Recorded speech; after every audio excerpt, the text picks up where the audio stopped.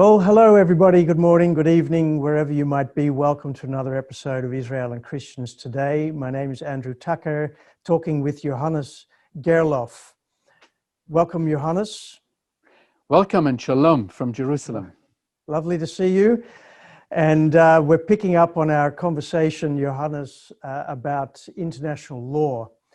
And in fact, we've reversed the roles and you're asking me the questions. I have my hat on as an international lawyer. And I think just to explain to people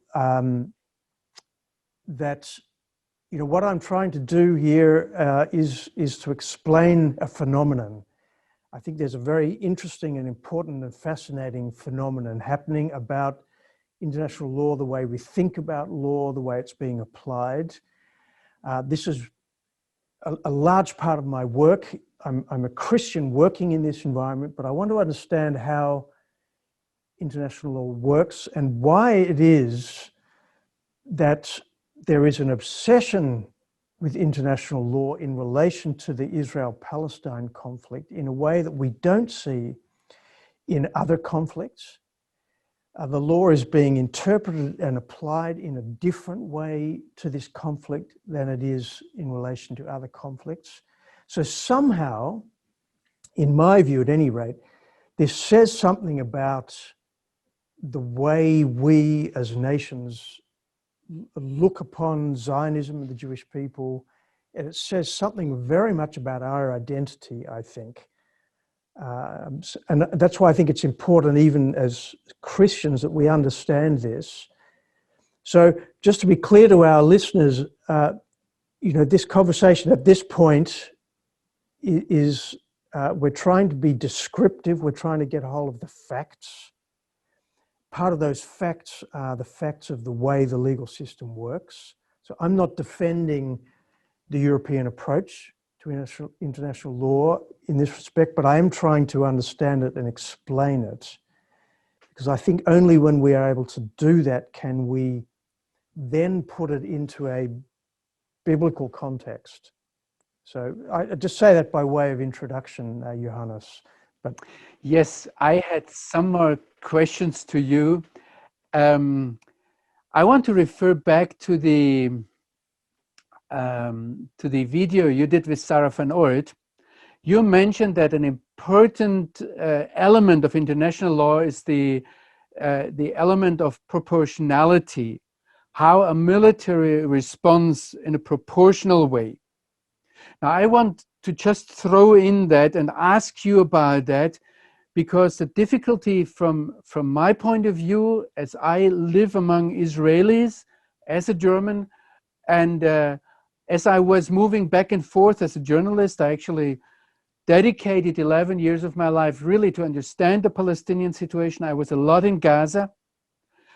I had my questions about this question of, or this demand to answer proportional, because you can do that if you see France and Germany, two states facing each other, or even Germany and Holland.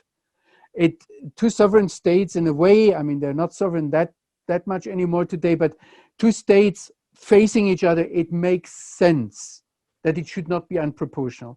But if you, as a husband, get a phone call from your wife and your wife says, there's a man in front of my door, he is weaponed with, or he has an axe and he wants to do all kinds of things to me. And you have the only possibility to call the police. You will not call the police and say, listen, it's just one man, he's just an axe, please don't bring your guns. Just be proportional. No, what you're asking the police is to come with overwhelming force to protect your wife. And the same reasoning is from Israel's side towards the Gaza Strip, if I take it. As an example, we don't have a state on the other side. The government in Ramallah, which we as Europeans try to uphold, has no power whatsoever in Gaza. And who shoots the rockets might not even be Hamas, who has the power officially, but it might be Islamic Jihad. And if it wasn't Islamic Jihad, then it's the Salafites who come in from Sinai, even more extremist groups who are Al-Qaeda and whatever, how they call themselves. So I sometimes think asking from a secure and orderly Europe for proportionality in such a situation where you have crazies running around with rockets that reach 100 kilometers. It's irresponsible. It's I don't know what it is. But as an Israeli, I ask for another protection from my government that is disproportional. So what is international law? Maybe you can describe a little bit about what proportionality means and why they apply it here and why they demand it from Israelis in such a case. Look, it is an issue. I fully agree with you, and I see a disproportionality in the way that Israel is being expected to do things and not do things. The concept of proportionality comes up. It's part of the law of armed conflicts. It's the law about the use of force within a conflict, an international armed conflict. This is regarded as an international armed conflict, even though it's not between two states, but it's between Israel and external actors, whatever they might be. So therefore, it said Israel is subject to this law. Israel is the dominant force in this. At least that's the perception. Israel has a strong army. It has a strong air force. Therefore, it is the one who is most likely to use disproportionate amount of force in dealing with situations. So it's subjected to extraordinary scrutiny as compared with the terrorists on the other side of the fence, basically. I mean, this is a problem in international law generally, is how do we deal with really conflicts that are not proportionate by nature. We talk about an asymmetric conflict here. It's an asymmetric, and actually, exactly. We have to be clear that today governments and military people from all over the world come and seek Israel's advice how to deal in asymmetric conflict where you don't have a government on the other side, but where you have militias like with Hezbollah that have military capability. Also in information services and in international connections, they have military capability, but they do not identify as a state and are not submit to international law. So that's what we call an asymmetric conflict. And thank you very much, Andrew. You want to? Did I interrupt you? You wanted to add there something? Otherwise, I have another question. I would just say this is a big topic we could go into, but I think clearly, the law in this way, the requirements that are imposed on Israel, in my view, are disproportionate themselves because they really, the international law is very quick to jump up and condemn Israel when more Gazans are killed when Israel invades in response to the terrorist threats and the bombs, the rockets that are being fired daily from Gaza into Israel. As soon as civilians are killed on the Gaza side, then the international community stands up and condemns Israel. And in my view, that's, first of all, I think it's an improper use of the freedom that these international lawyers have because they make a decision without, you cannot judge any casualty without looking at all of the circumstances. And one thing that Israel does do is for every casualty that takes place, they do have both before and afterwards strict scrutiny by their own international legal experts to make sure that everything that is done according to international law. And if it's not, then they pay the consequences. Yes. And there is no other army in the world which is so it takes such extreme lengths to make sure that it is complying with international law as the IDF does. Yes, I just wanted to emphasize that what you were just saying. I heard I think it was an American colonel talking about, he said, if we would take the legal scrutiny on our commanders as Israel does, we could not afford it. Exactly. So that's a clear answer.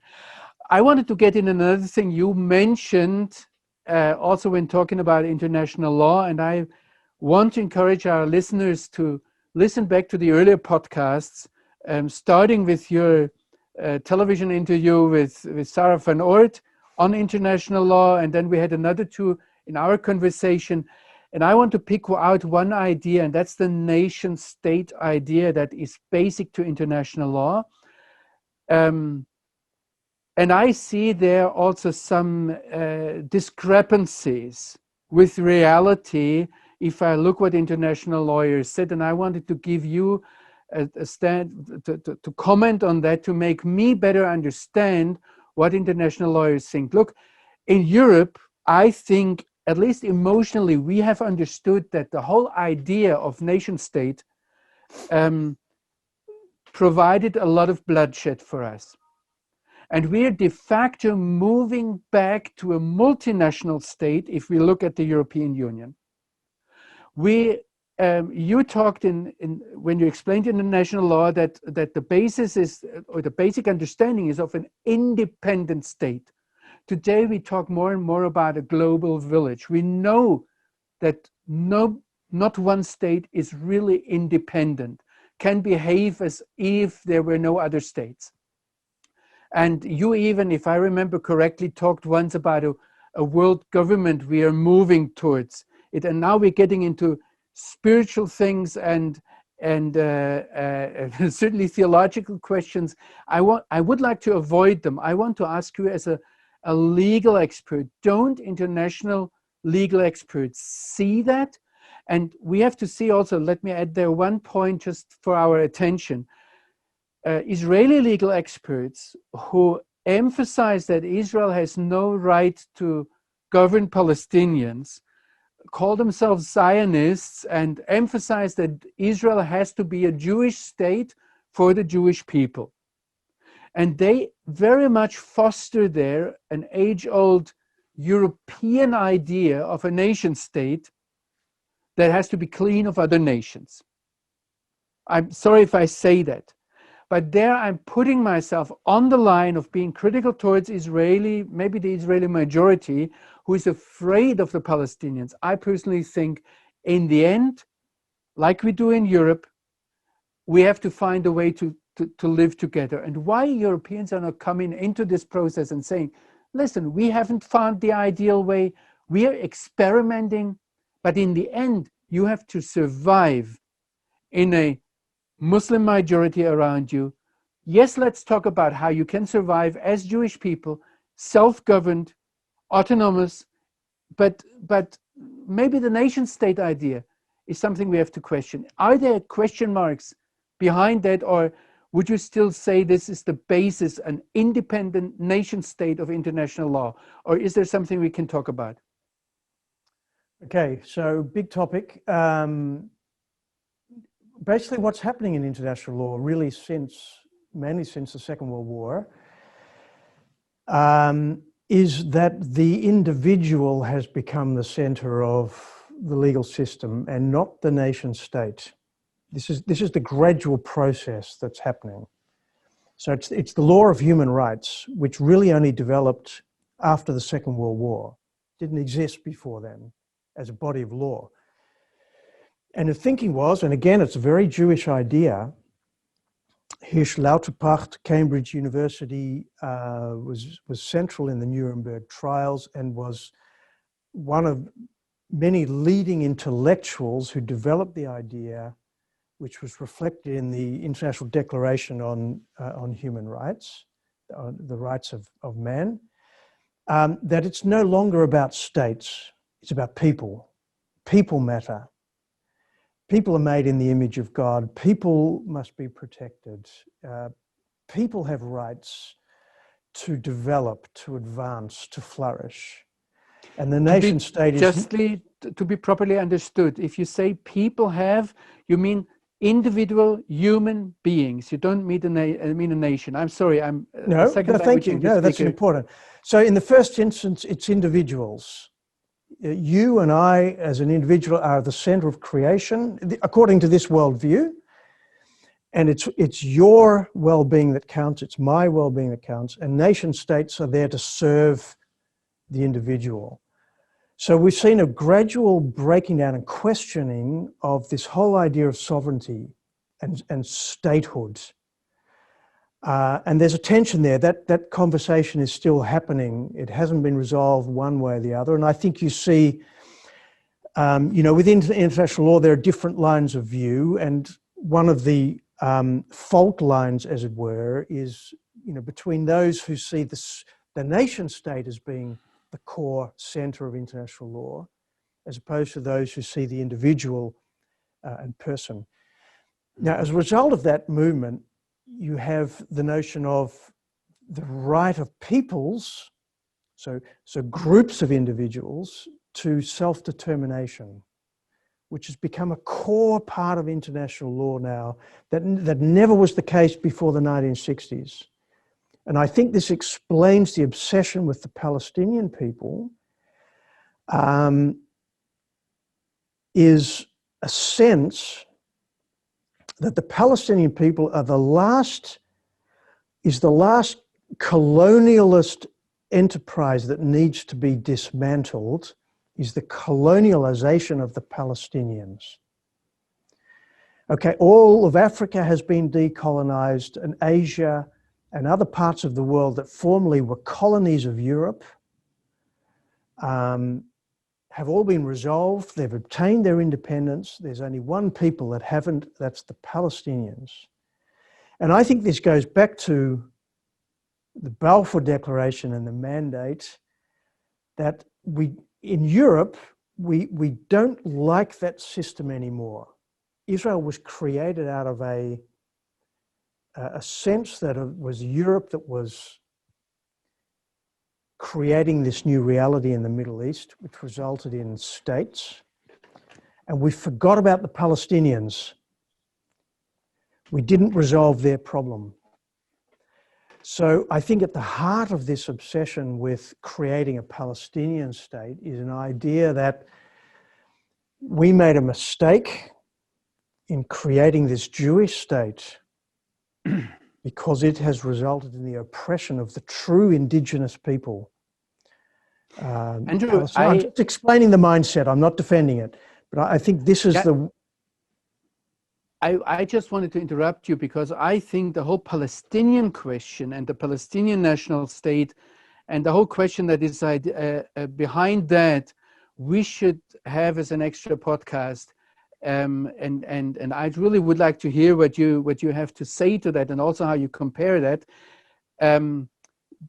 But I would like to postpone that, as it's a deeper issue, and it's an issue that will not leave us. And we have to also ask about what is a nation.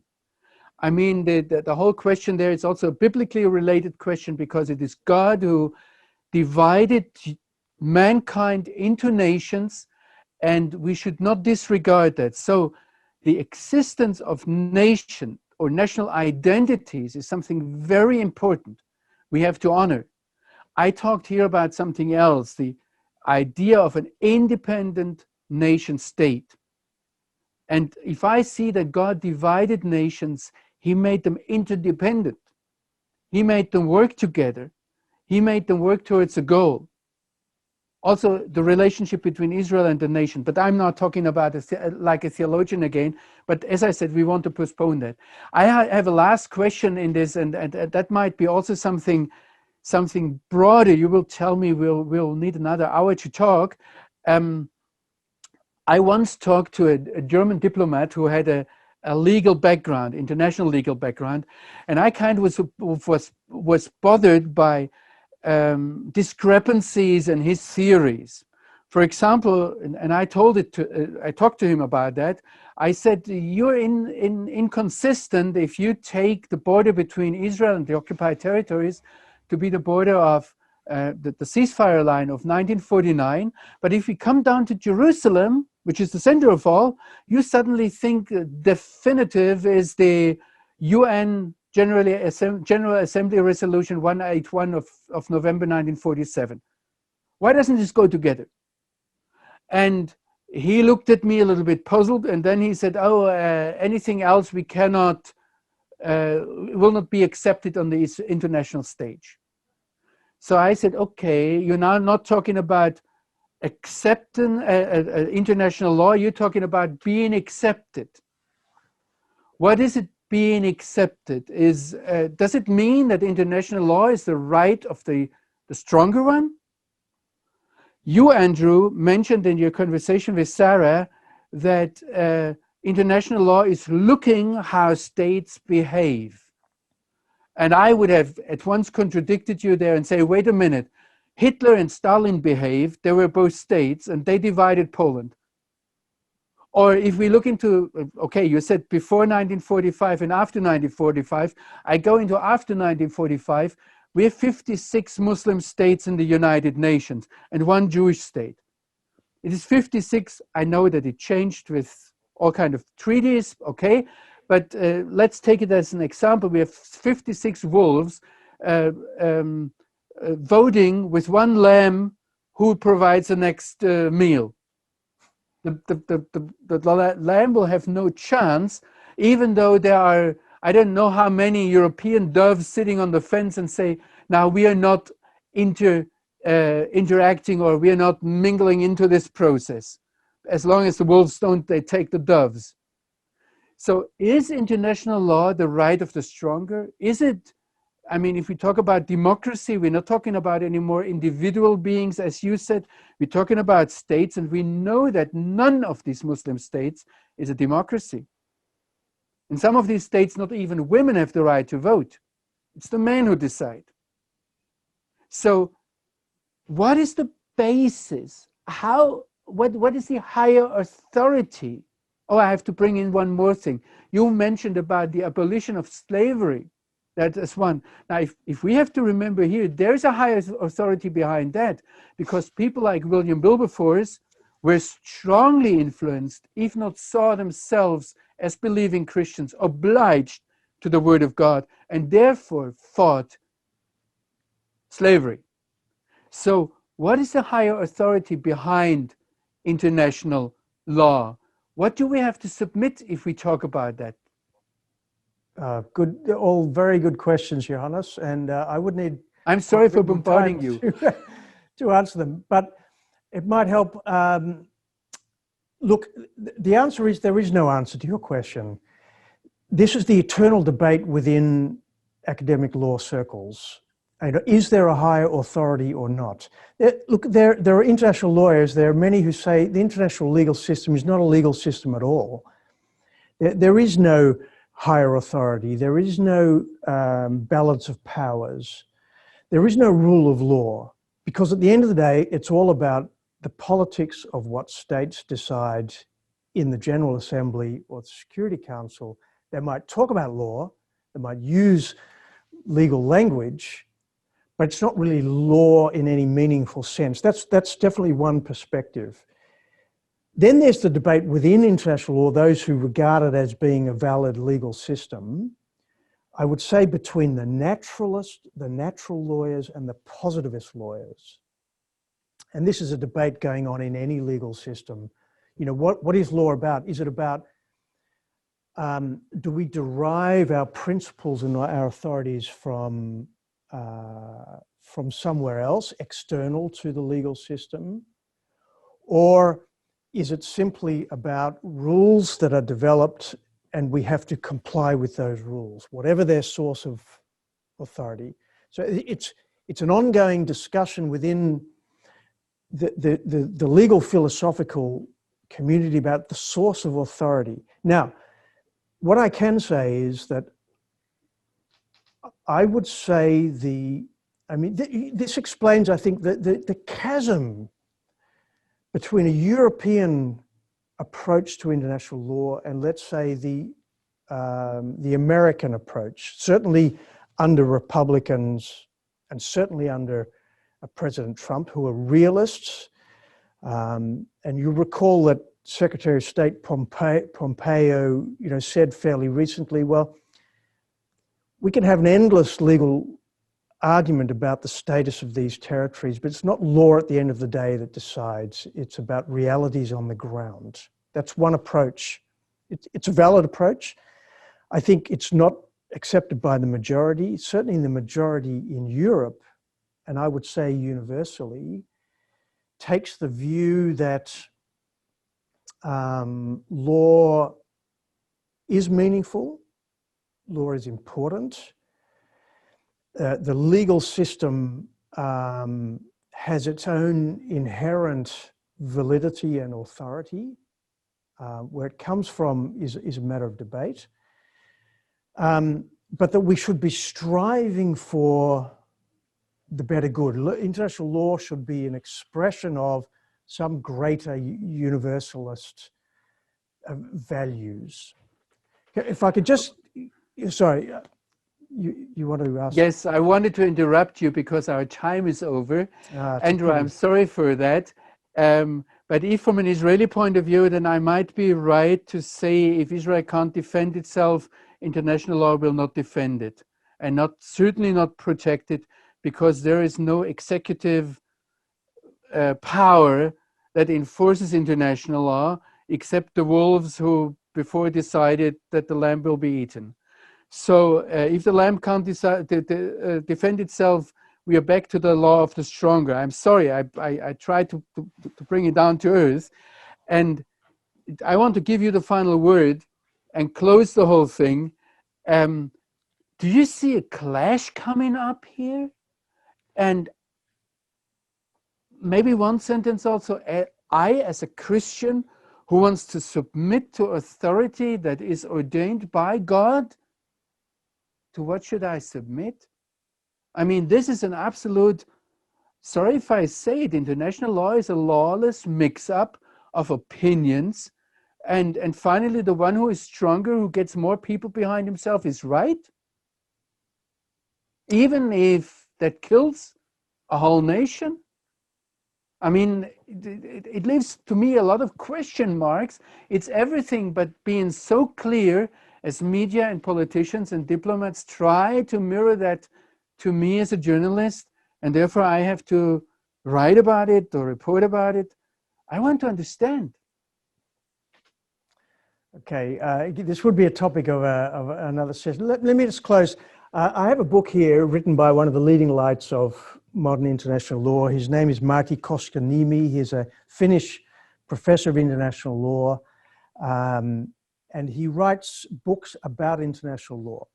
If I just quote, basically what he says is, international law is a discourse. It's a conversation that oscillates interminably, necessarily, between two poles of argumentation: the abstract utopianism of the idealists and the power apologism of the realists. So he says this is the dichotomy, the endless discussion with international law. Is it about achieving an ideal, or is it about the reality on the ground? He says we will never answer that question. We will always have this debate and discussion because nobody can decide, and there are views both ways. So at the end of the day, he says international law is politics. His book is called The Politics of International Law. And he says, at the end of the day, law is about who makes decisions on the ground. And every decision is about weighing pros and cons. And it's always taken from a particular perspective. So at the end of the day, I would concur and say that it comes down to the will of the majority, those who have the say. This is problematic, I think, in many ways, and it questions the authority of international law.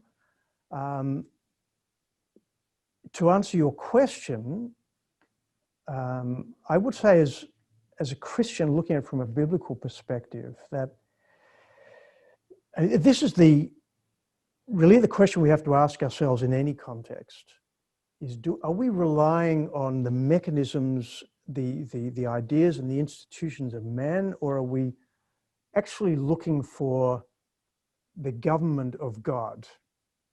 This might sound a bit scary in a sense, but I think the paradigm, the mindset that the Bible gives us is that and this is the message of Babel and the Tower of Babel. What was so problematic about the Tower of Babel? There's nothing wrong with a tower. There's nothing wrong about nations cooperating together. But what was wrong is they were trying to reach into heaven and create their own kingdom.